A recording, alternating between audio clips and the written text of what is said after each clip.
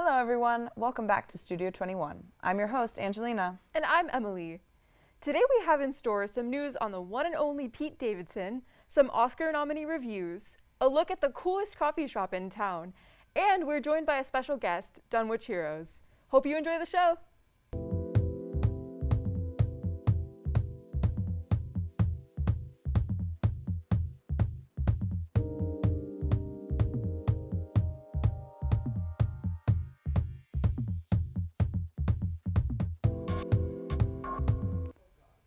Hello and welcome back to another episode of Gossip Guru. I'm Angelina. And I'm Emily. Our first story of the day centers on a royal embarrassment. Oh, like when John Cena destroyed The Rock in 2013? No, I mean literal royalty. The coronation of King Charles III will be taking place on May 6th of this year. In their pursuit of performances for this event, a number of extremely notable names have declined the offer. Was it Rihanna? No. Oh. Harry Styles, Adele, Elton John, the Spice Girls, and Ed Sheeran have all declined to perform at the event out of fear of controversy. Wow. Yeah, that's tough. It's pretty much the British equivalent of inviting everyone you know to a party and no one showing up. I mean, they should know that the general public aren't huge fans of them by now. Just because the singers are British doesn't mean they'll serve their country. In more ways than one. It is a fairly hallmark event in that it really showcases how the royal family has fallen out of favor, and interacting with them is now this PR nightmare. It is honestly a change I can get used to. Speaking of PR nightmares, my story centers around the ever-relevant Pete Davidson. Oh no, who is he dating now? As a matter of fact, Emily, it's actually relevant to the story, because he is currently dating his Bodies, Bodies, Bodies co-star Chase Suey Wonders. Oh, I was expecting him to keep outdoing himself. I mean, after Ariana Grande and Kim Kardashian, who's next? Oprah? See, and that's not even the story. It all started on Saturday, March 6th, when Davidson and Wonders were spotted on a beach in Hawaii. Later that day, they were once again spotted, but this time in Los Angeles, having crashed their car into a home. At no point could I have guessed where that was going. And on top of that, the same night, Davidson presented an award at the Kids' Choice Awards. Luckily, no one was injured in the crash, but it is a strange event to bring Davidson back into the spotlight and have served as a sort of hard launch on his relationship with Wonders. Yeah, well, that's all we have this week. I'm Emily. And I'm Angelina. Have a great spring break, and we'll see you next time. And now, please enjoy the music video of the week, Clearly by Sisters J.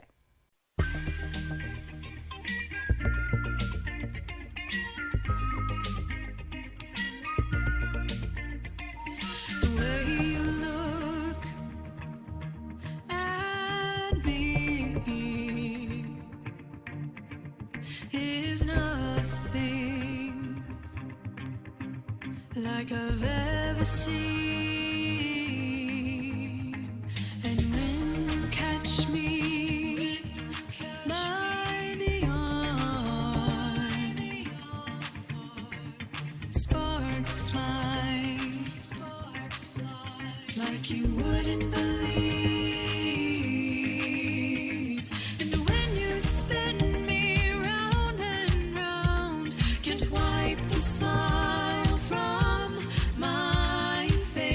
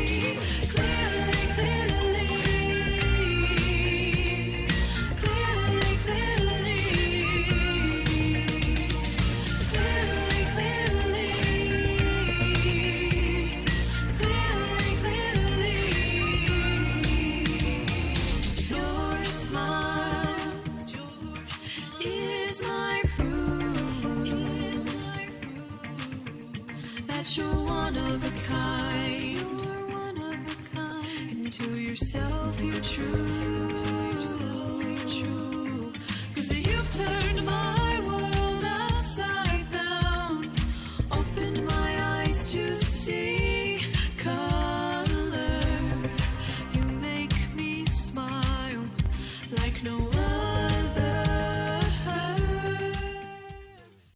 Hi there, welcome back to Studio 21. I'm joined here today with the band Dunwich Heroes.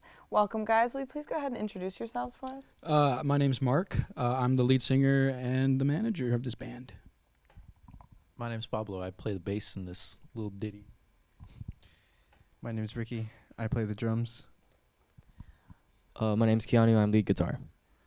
Awesome. Well, thank y'all so much. Welcome. We just got a few questions for you today. So we had you all on the show about a year ago, and we filmed a performance from your drummer's garage. So can y'all give us an update on what the band has been up to since then? Yeah, we've been actually really busy lately, trying to record and really having a lot of strategy meetings for our new album that will hopefully be coming out pretty soon in the next coming like 3-4 months. And playing a lot of shows, just really trying to get out there, just trying to work our way up into the industry, the local industry. It's been working out pretty well. Awesome. So you said that y'all have been performing a lot more. So what has been y'all's favorite part about performing? For me, it's just like really letting loose, just kind of like being up there, really feeling the music. The songs that we write are all kind of personal to each of us. We all have like kind of our own pieces of our own souls in each song. And so like for me, it's getting up there and just kind of letting it all out, just moving like crazy. I can't dance, but I still try when I perform, So for me, it's about having fun. What about you? I don't know. I guess it's like apart from myself playing a character up there, just like stepping out of reality and just doing my thing, playing music. Yeah, I could say something similar. It's really just an opportunity to express yourself like wholeheartedly. In some ways you can't express yourself in a different way, but through music, it is a means that allows you to express yourself in a very unique way. Yeah, what the guy on my left said. Okay, that's really awesome, y'all. So my last question, what does the future look like for Dunwich Heroes, and how can your fans or anyone watching support you guys? So for us, the biggest way to support like ourselves and just any like local artist is go out to see them play. Because like filling out a room really, it helps show others out there that what we do is like being accepted by the general public. And what we can be doing later, later this month, we have March 18th, we have a show at Paper Tiger. It's going to be really awesome. We're selling tickets right now, so you can always DM us or like Ricky goes here to Trinity, so find him. He'll have some. So that's really the best way for now. Yeah, to help us out. Just come find us, buy tickets, come to our show. Let's sell out a show. That'd be awesome. Okay, you heard it here, folks. Go visit Dunwich Heroes at one of their shows. And before then, we are super excited to see your performance here on Studio 21. But first, we're going to take a look at this unique classic rock-inspired coffee shop. At Classic Rock Coffee, the vibe brings people in, and the high-end coffee and various eats bring people back. Today, Classic Rock Coffee has franchised in 8 countries. Although the menus may vary in other countries, the desire to provide high-end coffee in a rockin' atmosphere is still the main draw to the interest in Classic Rock Coffee. Today, I'm here with manager Stephanie, and just going to ask a couple of questions. So first, what is unique about your coffee shop? So what's very unique is the vibe, the music. Clearly, most coffee shops, it's very down to earth, very simple and relaxing. And our vibe is when you walk in, you feel like a totally different vibe. And that's what I wanted to bring here to San Antonio, another vibe, and for everyone to enjoy the music while they're enjoying some good coffee. Yeah, okay, so Classic Rock Coffee was sort of born out of this idea, obviously like a love for classic rock and a love for coffee, but something that the founder sort of noticed early on is like you go into coffee shops and they all kind of seem like libraries, they all have this kind of chill vibe, but coffee is a stimulant, right? And so it was like, we wanted to sort of create an environment that was also equally stimulating And so Classic Rock Coffee differs from other shops because of that sort of high energy. And that, it's just sort of, you come in here and the music's a little bit louder. It's rockin' music, So yeah, that's essentially what sort of birthed the idea.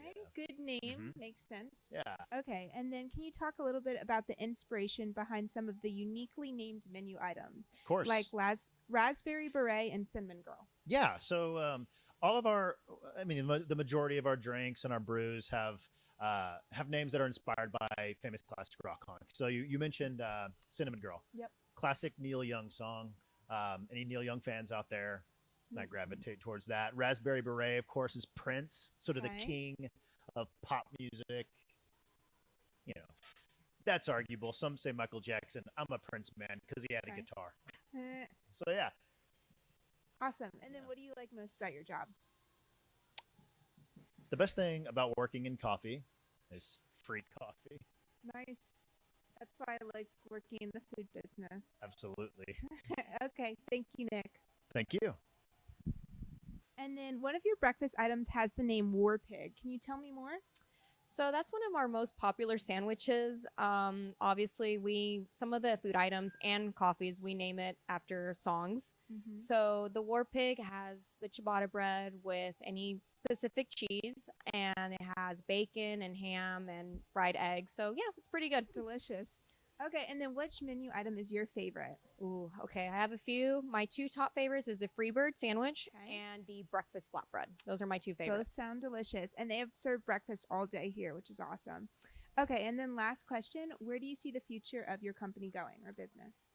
Well, hopefully we open maybe 2 or 3 more stores here in San Antonio and other areas and locations. So we'll see how that goes. But as of right now, we're going to focus on this one.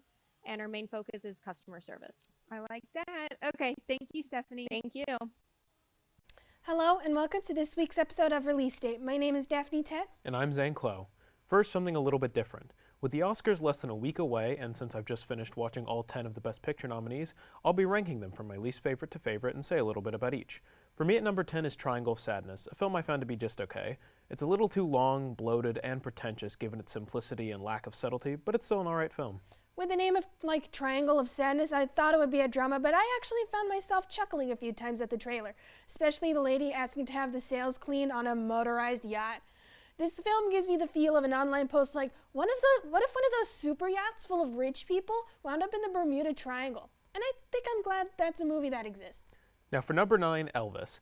I thought it was pretty good, despite some obnoxious and annoying editing and narration, but it's ultimately carried by Austin Butler's incredible performance. Funny story, I was spending the summer in Germany when this came out, so I was seeing ads for this movie in Munich. On to the actual movie, I could tell from the logo that it had the same director as The Great Gatsby. It has that same level of spectacle while maintaining a certain level of intimacy. Number 8 for me is Avatar: The Way of Water, a pretty predictable and simplistic blockbuster that improves on the original in virtually every way.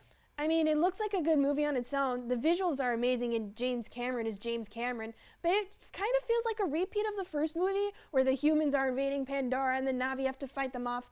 I was kind of hoping this movie would flop so that it could motivate the major studios to come up with something original instead of pumping out sequels all the time.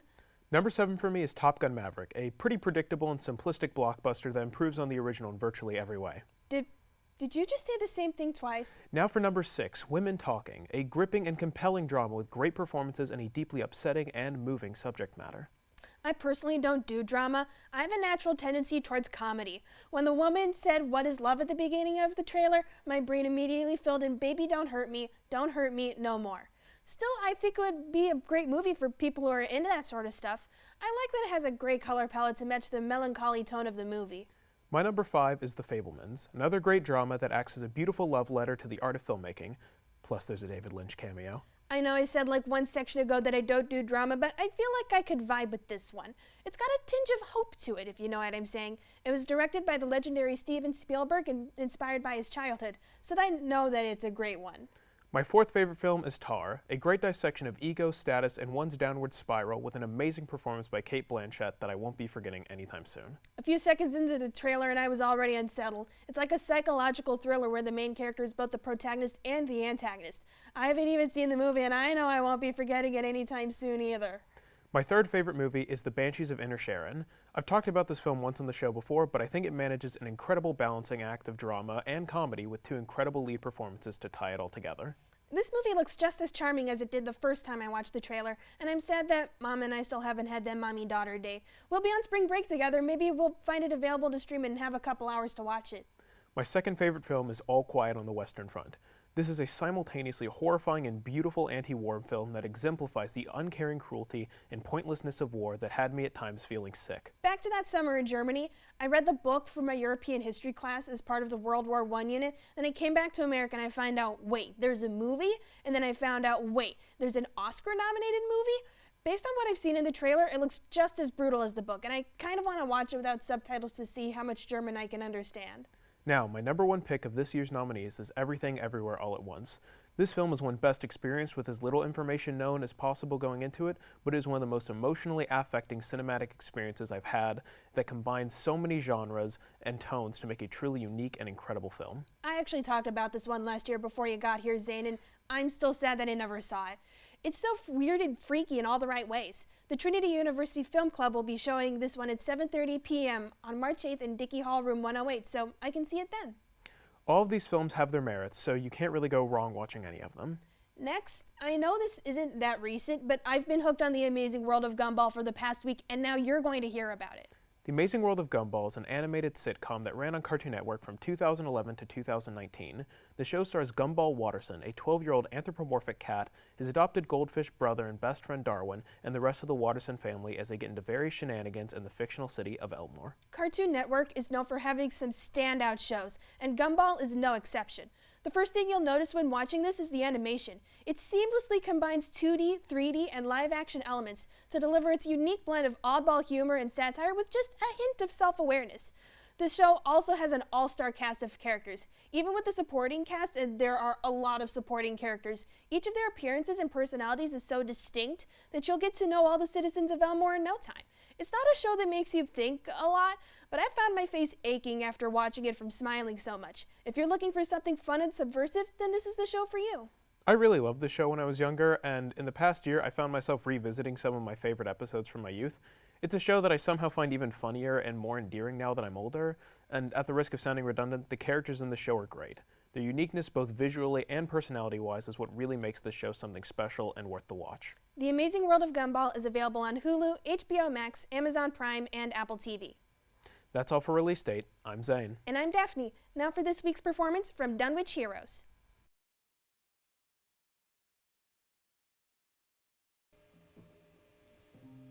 And now introducing Dunwich Heroes performing Slaves to Machines.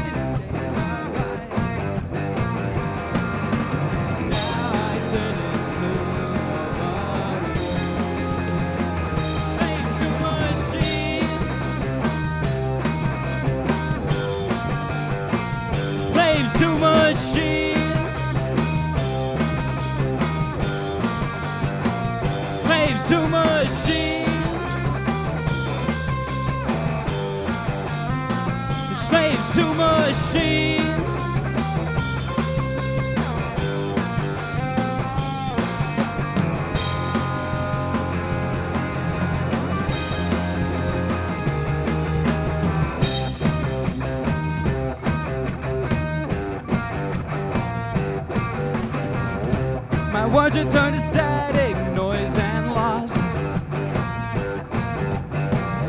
The fingers that I wrote with are broken off. A new set of eyes that make me blind. And this iron coffin to stay confined. And now I turn into nobody. Slaves to machines. Slaves to machines. Slaves to machines. Slaves to machines.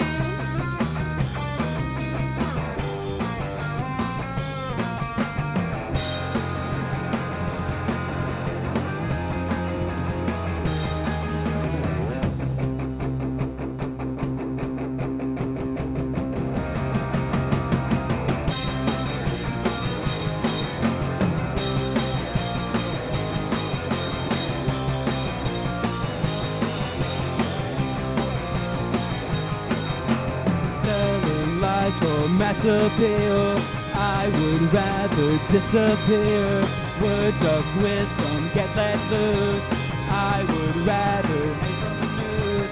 Suits and ties are their disguise. Lay their hands up on your thighs. Slap your face if you misbehave. We don't wanna be a slave. Slaves to machines.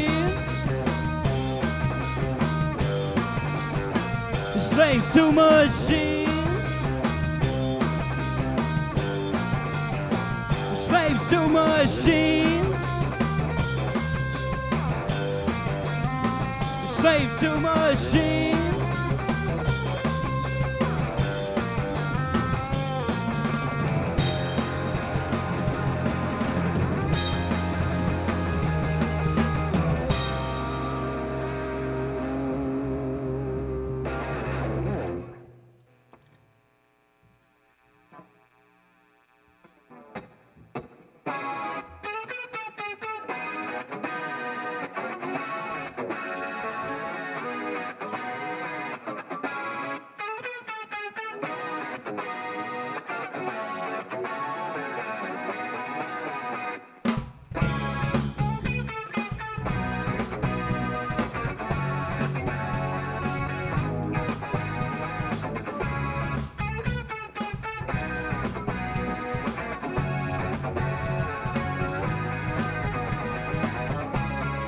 I was on the edge, falling off again, staring at the end.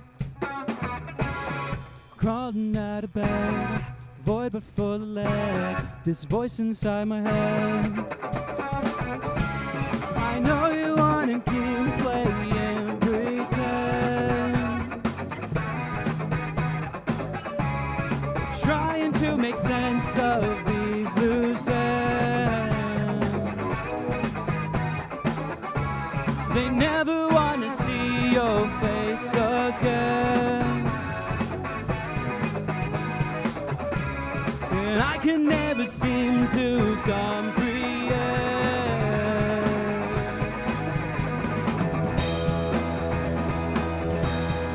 You already know I'm gonna blow my brain out, so you leave me alone.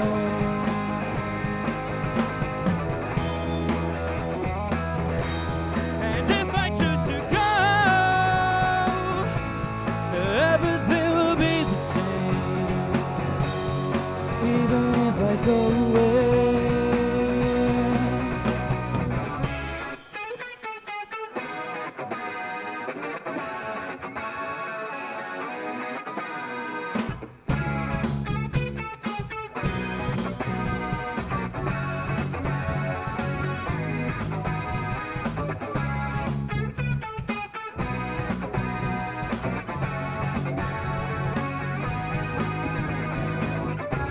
There's a rapping at my door, calling from before, in the clothes I once wore.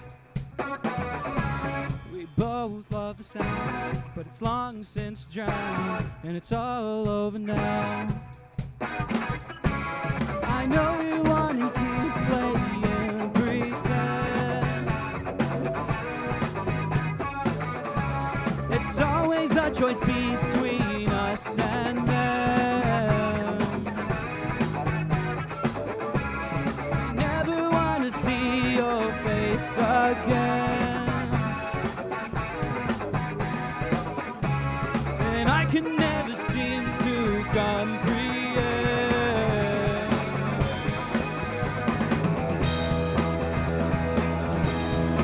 You already know I'm gonna blow my brains out,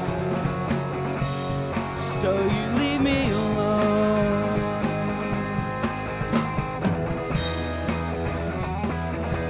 And if I choose to go, everything will be the same, even if I go away.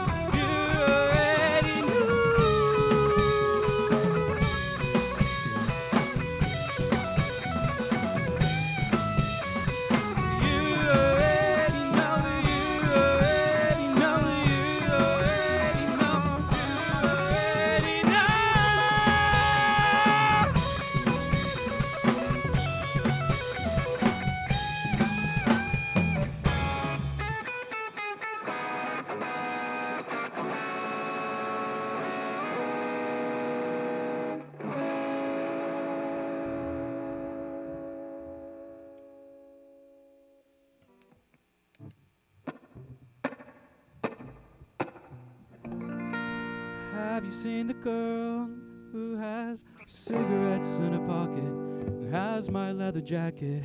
Short blonde is blowing the time she has left, waiting for a car to jump in front of to pay her debt. She thinks she's seen everything there is to see, and how wrong she's turned out to be. Oh, she's lost herself in her imagination.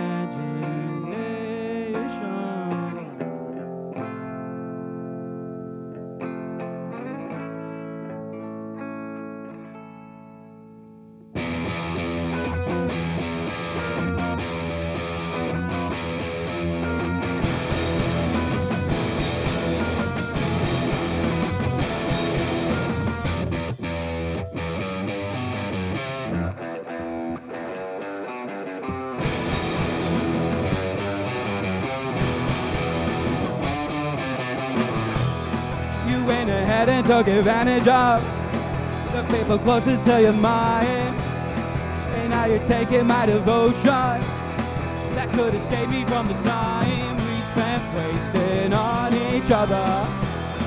The house is slowly burning down, you're the victim of the pain. Who cares about my emotions? They wanna bring down my name that I worked so hard to build up. You wasted your time, I hope you don't mind. You wasted your time on me. You wasted your time,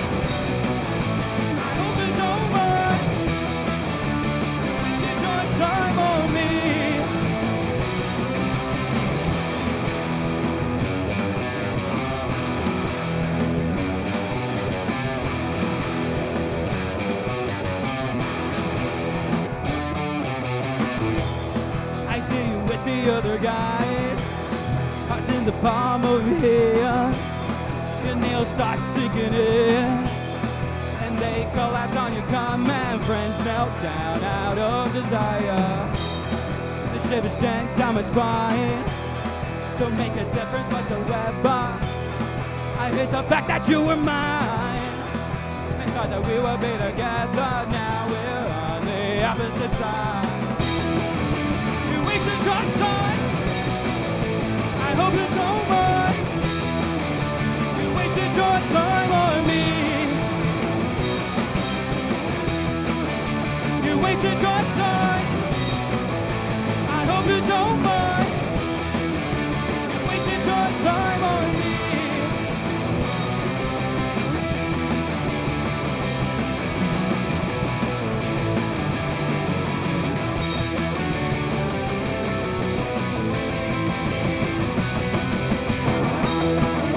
You wasted your time. I hope you don't mind.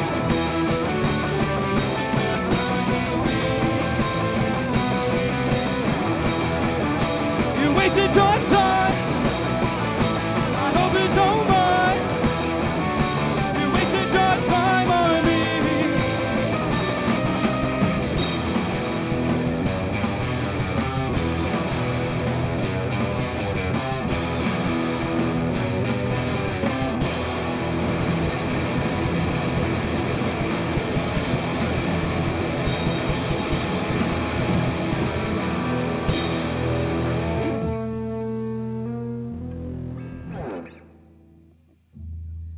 Performing for us today. You were all so amazing. And thank you all for tuning in to Studio 21. We'll see you the week after spring break.